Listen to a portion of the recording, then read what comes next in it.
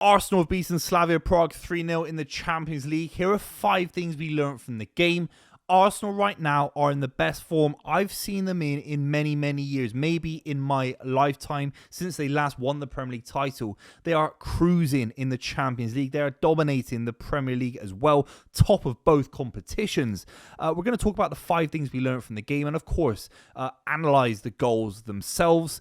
But an overview has to be this Arsenal side. They can rotate players and they've got so many players that are hungry and desperate to prove themselves and operate at such a high level of confidence and conviction. They're absolutely bullying sides. 13 unbeaten, 10 wins in a row, and one of the longest clean sheet records in the club's history. They've now matched it. It goes back to 1903.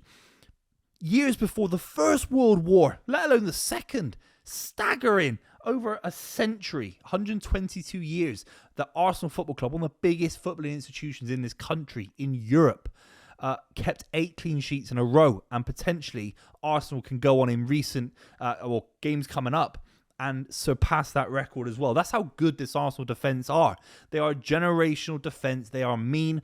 They are a nasty side to play against. They're desperate and hungry for clean sheets. They care about the record. It's not just about winning. Every football player wants to win. But you can see it in these guys' eyes. They were almost crestfallen when they thought they'd given a penalty away right at the end. And by the way, that was a disgusting bit of refereeing. It was even a debate about Ben White. We'll break that down in a minute. Let's talk about the goals. Of course, Bukayo Saka opens it from another set piece from Arsenal. Great ball in to actually put pressure on the Prague player himself. Provod gives the ball away with a clumsy hand in the air. Saka neatly tucks it away, even though the keeper went the right way. Saka obviously notching up a couple of goals in the last couple of weeks. Important for him. And the big one, of course, that Bukayo Saka scores big goals for Arsenal. It's been a reoccurring theme for many, many years, particularly big penalties in these kind of circumstances. And it was never in doubt. And Bukayo Saka, one of the most reliable penalty takers for any big club going. It's as simple as that. And then you're looking at Mikel Merino, who hasn't scored the most amount of goals for Arsenal. He's scored obviously quite a few for Spain in recent months. It's Trossard who fires it in. Mikel Merino, he might not be the most cinematic box office player in the world, but he's got a calm, cushioned finish on him. We've seen it for Spain in recent months, as I've said. And you do wonder, the likes of Sesko, the likes of these big strikers going, João Pedro, the Delaps of the world at Chelsea maybe. Do they tap it in that way? It was it's not an easy finish. Near post against the keeper as well. Very, very cute finish from Mikel Merino.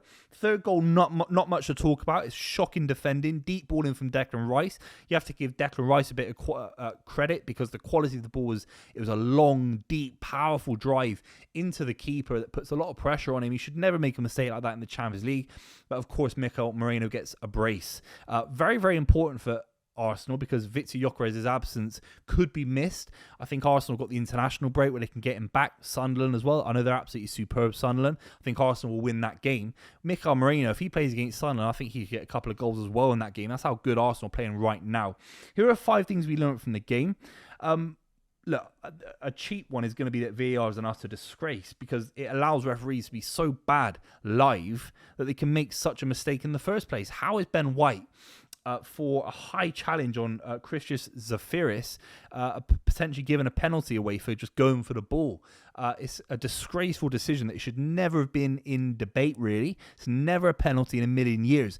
And maybe we can use it as a talking point to say that Gabriel and Saka, these guys are absolutely crestfallen at that record, the clean sheet record, even shots faced. I don't think they should face a shot on target today. That record could be absolutely broken and destroyed over a shambolic decision, and it wasn't today. And by the way, Slavia Prague did register a few shots on target outside of that, but they would have been absolutely gutted if that clean sheet record had gone. So VAR is an utter disgrace nonetheless. I've talked about Mikel Merino. I think he's a big player in this squad, but talking about other players in the squad, you have to say Nkapé at left back. Very, very good today. He can tuck in and be, again, at that other centre-back. He's got more mobility than Calafiori. I think he's a better passer of the ball than Calafiori. I know it's crazy. Calafiori, for me, can drive. He's got a nice little flick in him, nice little touch. But I like Nkapé. I think he's got this great range of passing, very mobile. And you've got to say, hungry to play football. He's been the least used out of Mascara coming in, the likes of Skelly and Calafiori and Ben White, not really a new signing. But Nketiah is one of the least used signings so far for Arsenal this season. And arguably, he's got one of the highest ceilings. He's absolutely desperate to play for Arsenal. Come February, March, April, if they're still in the title race and the Champions League race, Arsenal, they're going to have some big question marks because Nketiah could play left back, Skelly, Calafiori, it goes on and on. Ben White came on today. I think he needs to get minutes in the legs because there's a lot of football to be played for Arsenal, particularly with Christmas coming up. But Nketiah was a big one for me. But I don't see how you drop Timber. And I'm a big fan of Ben White. There's some great problems here for Mikel Arteta, you have to say. Bukayo Saka, I talked about him, but also Bukayo Saka's role as a potential left winger.